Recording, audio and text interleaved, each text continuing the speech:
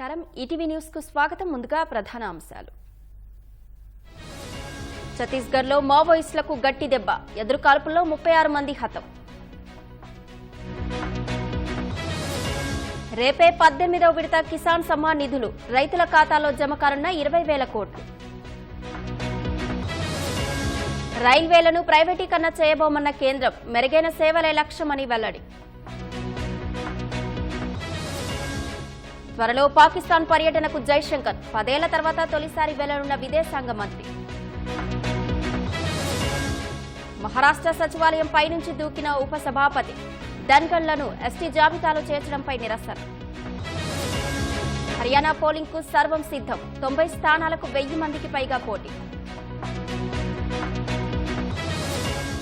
Israel దాడులతో దద్దరిల్లుతున్న Beirut Hezbollah communication chief హతమైనట్లు ప్రకటన